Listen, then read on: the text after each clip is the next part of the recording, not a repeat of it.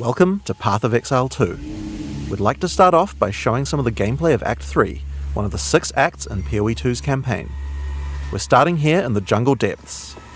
Act 3 is set in the ruins of the Vaal civilization, which fell thousands of years ago. Jungle has taken over their former once great cities, and we'll be exploring it using one of our 6 new character classes, called the Monk. In PoE 1, we had one character class for each of the combinations of Strength, Dexterity, and Intelligence. When looking at the design of PoE 2 though, we realised that many of the new skills that we were trying to design just didn't really fit thematically with the existing classes that we have.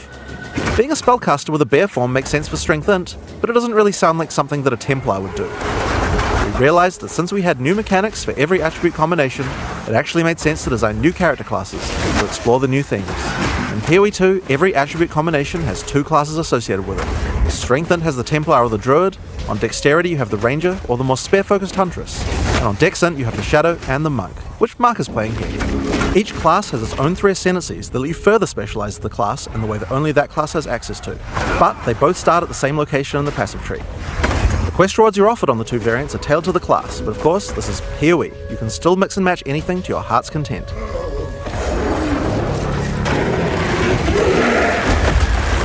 Looks like we've come across the boss for this area. In PoE 2, every area of the campaign contains a boss of at least this difficulty. That's over 100 bosses to fight as you make your way through the campaign, and they all have unique mechanics to learn.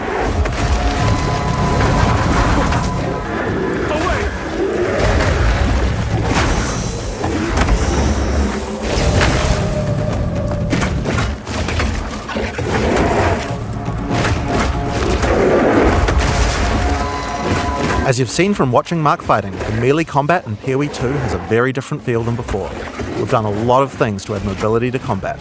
Practically every melee skill in PoE 2 has some kind of movement built into it. The Monk in particular is a melee fighter who specialises in mobility over brute strength.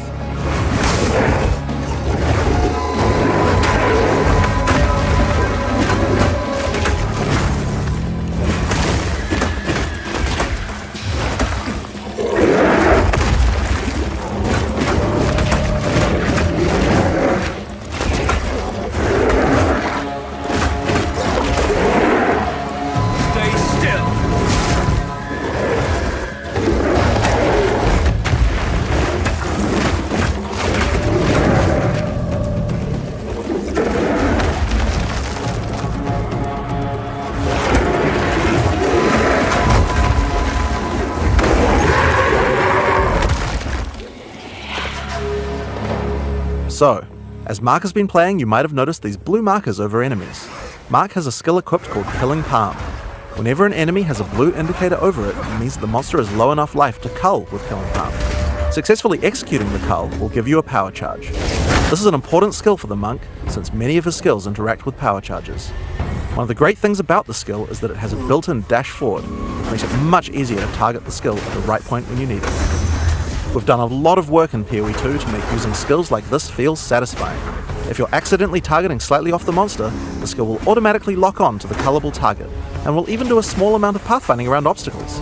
We really want to make sure that when you've got an opportunity to use the skill, nothing is going to get in your way. Once you have some power charges, you need some skills to power up. A great follow-up is Falling Thunder. Falling Thunder without a power charge just creates a relatively small lightning AoE in front of you. But do it with some power charges and it turns into a pack clearer with a large number of extra projectiles. One thing you'll notice here is that like almost every melee skill in PoE 2, Falling Thunder has a bit of extra movement built in just in case you need it. Using the skill within range and you'll do a flip in place, but use it at a larger range and your character will move forward while executing it, getting you into position without any time penalty.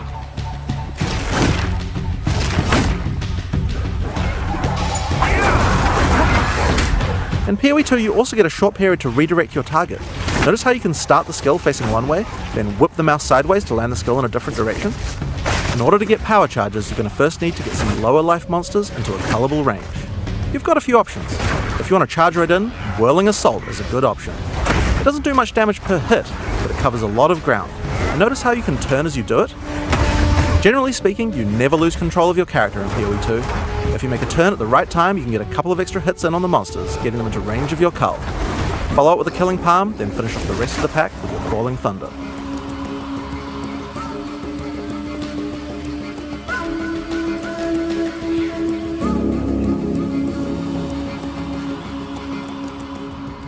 We've now entered the Vaal Mechanarium.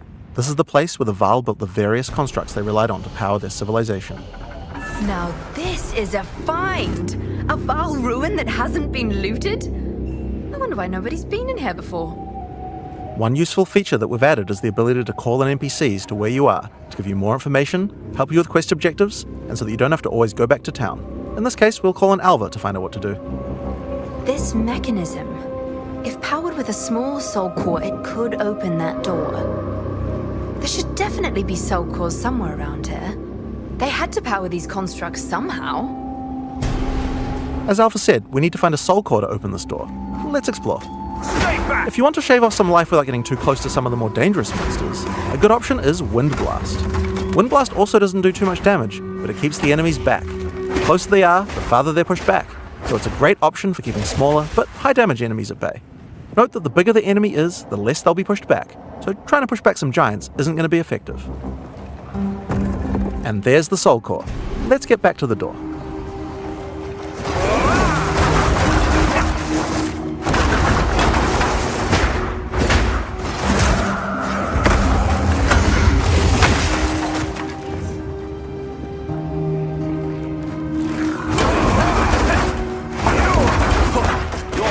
Is sealed.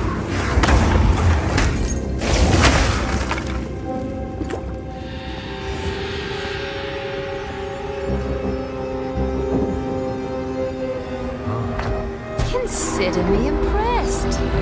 I'll keep investigating in here. Bring me in if you find anything else. If you need to defeat tougher enemies, it might be time to break out some of the ice skills in the monk's arsenal.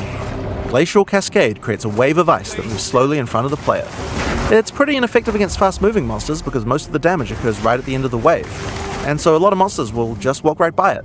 But if you can find a way to make a monster stop at just the right place, it can be very effective. In order to do that, you probably want to freeze monsters. The monk has a few different tools to do this. A fairly simple option is to get right in the monster's face with Ice Strike. Ice Strike doesn't do too much damage on the first 2 hits, but attack 3 times in sequence and you can get off a combo that has a much higher chance to freeze. Get in there with that freeze, then roll back and finish the job with a Glacial Cascade. Now, remember how Glacial Cascade had that extra damaging spike at the end? If you've hit a frozen enemy with that spike, it shatters the ice on the enemy and does a devastating amount of damage. Oh yeah, I just casually mentioned rolling back before. Did I forget to mention that in PoE 2 we added a dodge roll to every character? Just press spacebar at any time to roll. There's no cooldown, no limitations. It even has a bit of built-in pathfinding so you don't get stuck on things. When you dodge roll, you're not invulnerable. If something hits you, you're going to feel it, but most things will not hit you. That's because while rolling, projectiles and melee strikes will always miss. You'll have to roll out of the way of a slam that has AoE, but anyone swinging a sword or throwing a fireball is going to miss. Now, another really important function of the dodge roll is that it lets you cancel out of almost any skill at any time. This makes it so you don't feel like you're getting stuck doing a long animation when something is about to hit you. It really changes how skills with longer attack and cast times play, and it makes dodge roll feel like a very reliable way to avoid attacks. So, that's one way to get out of the way of damage, but the monk specializes in mobility, so it makes sense that he would have a few more. Wave of Frost is one of our new attacks with a retreat built right in. You move backwards and throw out a cold attack with a significant freeze. The great thing about this is it puts you at a good distance to follow up with Glacial Cascade and do a whole pile of damage. Hey look, another soul core.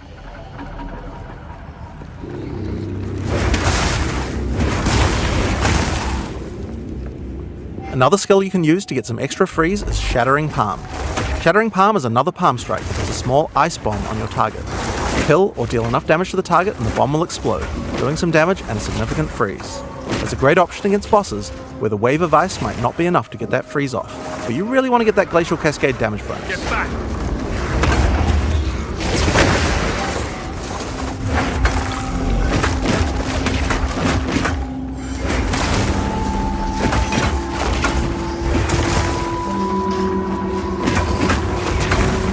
Face your demise. The final skill we're going to show you today is Flicker Strike. It's a monk skill now, and another skill that consumes power charges.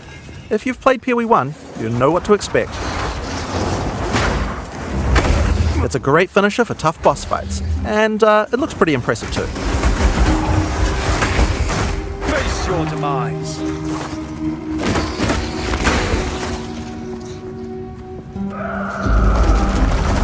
Another door. I wonder what could be in there.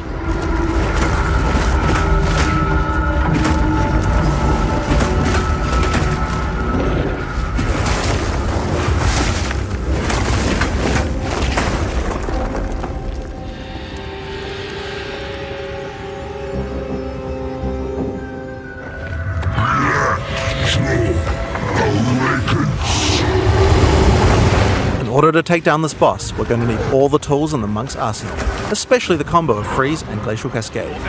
If you're a PoE 1 player, you might think that you can't really rely on Freeze because there's so many bosses that are immune to it, but in PoE 2 that's changing significantly. In PoE 1, Freeze is a binary mechanic. An attack freezes the target or it doesn't. What this basically means is that in PoE 1 we were forced to add freeze immunity to many bosses, because Freeze just trivialized them.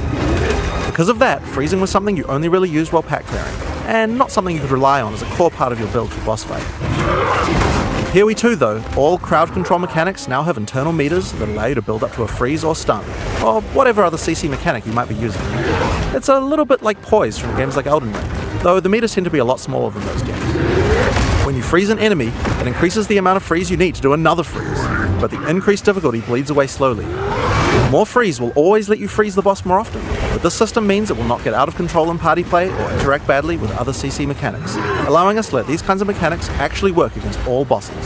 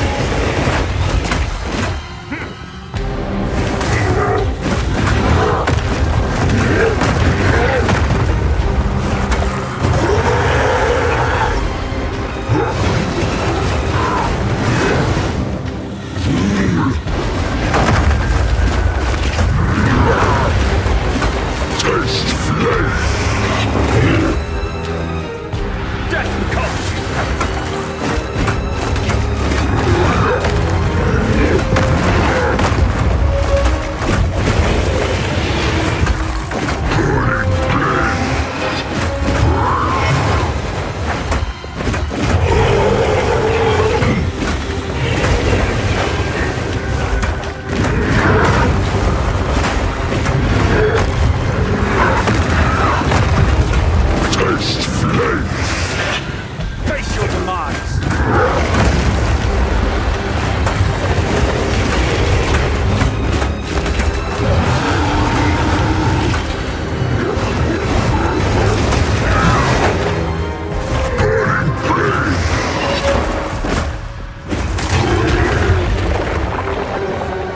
Blackjaw has dropped a consumable quest item, the Flame Core. It's a permanent +10 to Spirit. In PoE 2, we really want to make sure that you feel rewarded for exploration. It wouldn't be much good if we made all these awesome optional bosses if we didn't have something great to find for killing them. One of the things you might find for killing a boss is a permanent stat bonus to your character. Your end comes!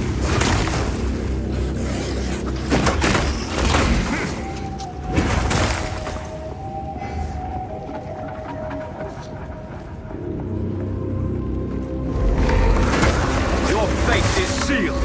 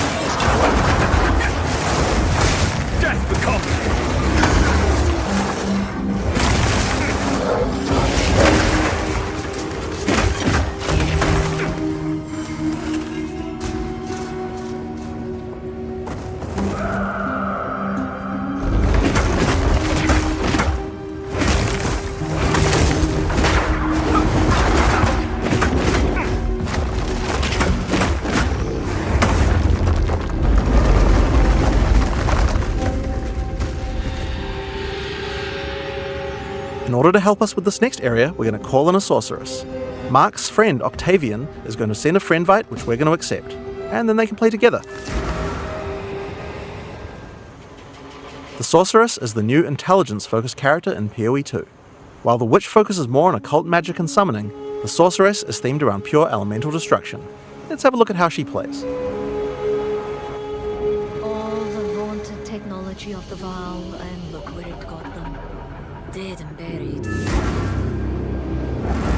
This is the largest soul core I've ever seen. With this, we could power the canal systems. But it isn't charged. There is still latent energy in this machinarium from its ancient operation. These lines in the stonework should lead to generators. You might need to find some more soul cores to spin them up, but everything looks to be in surprisingly decent condition. Maybe the golems have been maintaining it. In any case, it should still function. We'll have to remove that large core from the wall, of course, but that shouldn't be a problem. We have some skills here that you'll probably recognize if you've played PoE 1 before, but they feel a bit different to play now. Spark is great in these tight passages since it bounces around. We've added a Pierce support gem to really allow it to hit an entire room of targets. For a more single target focused skill, Arc is a good choice. It does more damage to the first target you hit.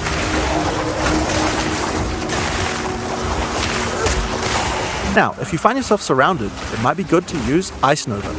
It hits all enemies around you and slows them down with chill. Just be careful. Getting up close and personal isn't the ideal place for a sorceress to be. She doesn't have the defenses of a more melee-oriented character. If you want to help with the sorceress's weak melee defense though, you could use Arctic Armor. In PoE 2, Arctic Armor is a buff that builds up as you stand still. You can see the ice crystals forming around the character. They'll drop off if you walk. When monsters hit you, they take cold damage and build up to a freeze, so it's a great defense. Just be careful. You have to be standing still for a little while to get the full effect, so trying to stutter step isn't the best strategy. Now, Arctic Armor is an ongoing buff, but did you notice it didn't reserve any mana? How does that work? Well, we were pretty sick of the fact that in PoE 1 basically every character was playing with no mana pool, so we decided to change the way that reservation works. There's a new resource in PoE 2 called Spirit. Spirit is a dedicated resource you can use for ongoing effects like Arctic Armor, Heralds, Auras, or even Minions. Everyone starts with 100 Spirit, which is enough for most ongoing effects. But if you want more than one effect, you're going to need some more Spirit. Spirit is available on mods from items and on the passive tree. But if you're willing to give up your offhand slot, the easiest way to get it is by holding a Scepter.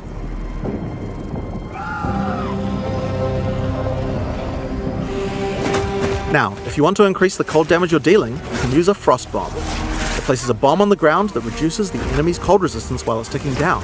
It's a great opportunity to use some cold skills before it explodes. And speaking of cold skills, a great skill to use on monsters with the slower cold resistance is Comet. This is a new skill in PoE 2, and it hits pretty damn hard. It costs a lot of mana and has a really long cast time, but it's worth the wait. It does a devastating amount of damage. To help get you out of danger, your character moves back slightly as it casts. It's pretty hard to hit a fast-moving opponent, but it's great on tougher enemies that stand still, or even a larger pack if you're further away and can predict where they're going to move. Now, if you run out of mana casting too many of those, I guess in an emergency you could cast your free-to-cast Fireball. Where did that come from, you ask? Well, this is a great opportunity to explain the way we've changed caster weapons in PoE 2. Now, in PoE 1, caster weapons had a default melee attack that nobody used, and because they had that, they also had a bunch of attack mods that would spawn in them that were useless to a caster. In PoE 2, we wanted to clean that up, so now each staff comes with a built-in free-to-cast spell. Just put it on and spam to your heart's content. Now, this particular staff is the base type that you get right on the starting beach, and it's quite likely that you're going to outgrow it, so that's why we have a lot of staves with more utility-focused powers for casters to use. Here we have a crystal staff. It's got a pretty cool built-in spell called Unleash. Using it slams your staff on the ground, and will allow you to triple cast whatever you cast with your next spell. Now, of course, you're probably going to want to use that with something powerful, and Comet is a great option. You'll notice that Unleash is one of the few skills in PoE 2 with a cooldown. In general, we really try to avoid using cooldowns because we really hate the feeling that combat is just waiting to be able to use your next skill. But it does make sense for Unleash since it's free to cast, and it's something we want you to be using situationally anyway. Now, if you're facing something tough, you might want to try out Mana Tempest. Mana Tempest creates a circle of power in which your character literally hovers over the ground. While in the circle, your mana drains, but it powers up all of your spells. Lightning projectiles fork, beams chain further, and you'll also do a lot more damage.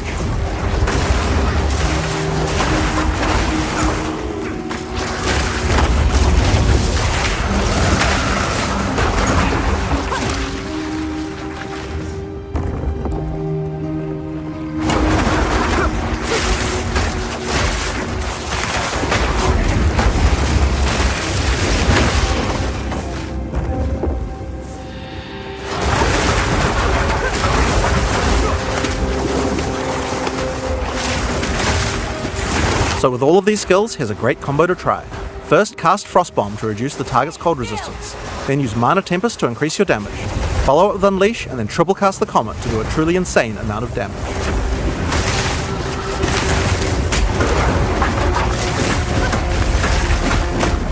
I need more time.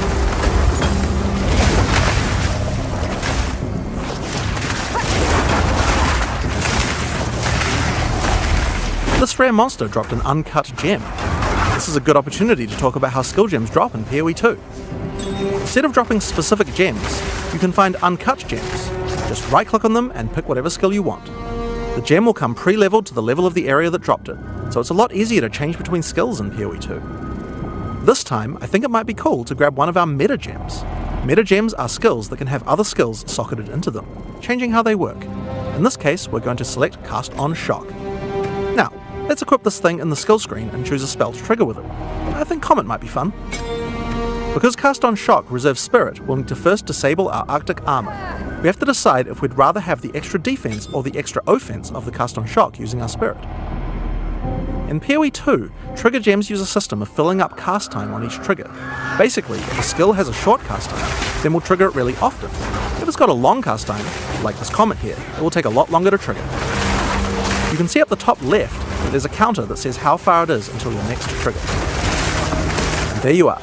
Using Cast on Shock, we'll automatically cast Comet whenever we're using our lightning skills.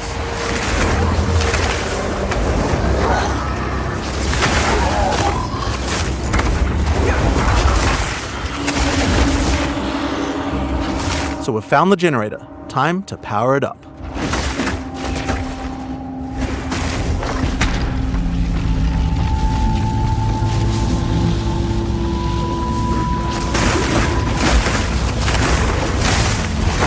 Power is restored to the Mechanarium, all the constructs are coming back to life. We'll need to fight them on the way back to the charged Soul Core.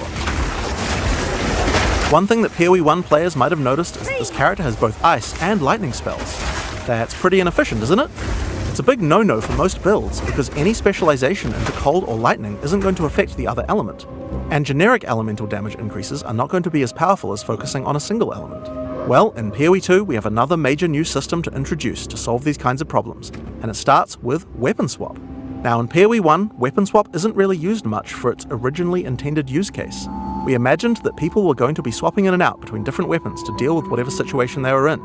People just don't do that at all, and a large reason for that is because it's really awkward to do. In PoE 2 we wanted to solve that. The staff Octavian is using here has an ice mod on it that makes it great for when he's using his ice spells. We would also like to be able to make sure that the build works just as well for his lightning spells. If Octavian equips his previous staff in his second weapon set, you can see that it appears on the character's back. Now we're going to open up the skills screen. If Octavian opens up the skill options for his lightning skills, you can see here that you can choose which weapon sets are usable with each skill. First, we uncheck set 1 from being used by his lightning skills. Then we go through the cold skills and turn those off with his lightning weapon.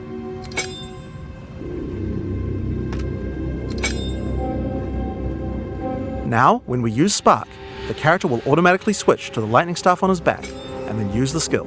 When Octavian uses Ice Nova, his character automatically switches over to his ice staff before using it. Figure each skill for which set to use, or both if you don't mind which. There's a very short time penalty to switching, so it can be good to leave some skills on both sets if it doesn't matter which weapon set you're using. But we still have the problem of passives. Wouldn't it be nice if we could specialize in both cold and lightning passives on the character? Well, in PoE 2 you can. We're on the passive skill screen here, and you can see that we're close to both a cold and a lightning cluster. At the top right of the screen, you can see where we have some weapon set specific points to allocate. If Octavian holds shift, he can allocate set 1 to the cold passives, and then allocate set 2 to the lightning passives. Now check this out. As we weapon swap, our passive tree changes from one build to the other automatically. Whenever we cast the appropriate spell, the character's passives reconfigure on the fly to the correct build for that spell. Now you can't do this with every passive on your tree. Only points granted from skill books will allow this kind of dual specialization, so you can't change from a mace-slamming warrior into a fire elementalist with the press of a button, but it certainly increases the number of options you have for builds. There's a huge number of places where the system can shine. You could augment your Dagger Shadow build with traps, or have a great curse setup on your Witch in one spec and then move to your Chaos debuff spells with the other. It really opens up your options. I need more time.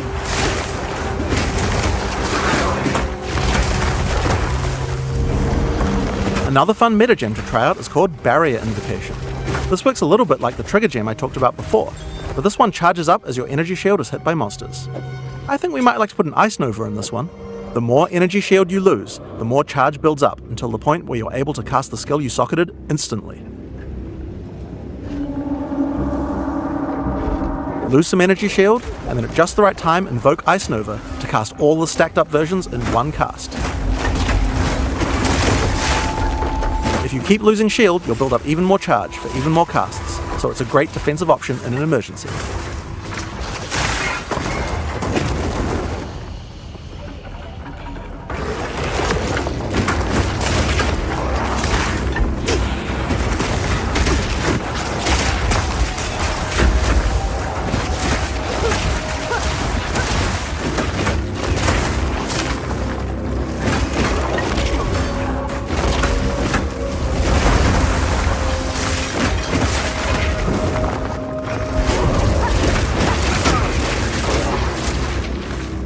Here we are, back at the charged Soul Core. All we have to do now is take it. How hard could that be? Oh dear. Now we just have to remove that construct. I'll, give that to you. Get back!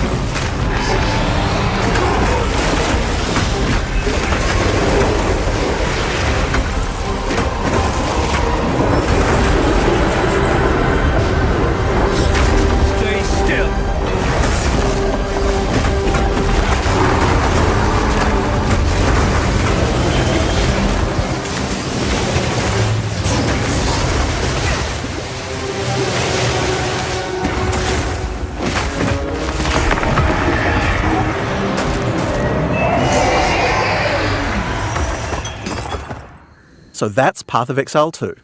Your next question is likely to be, when is the beta? Well, we're in our last year of development, finishing acts, adding skills, and balancing everything. The closed beta will start on June 7th, 2024. Path of Exile 2 has been a long time coming, and we're incredibly excited to be near the finish line, but we're not quite there yet. We are determined not to rush this and make sure that we get it right. Thanks for watching.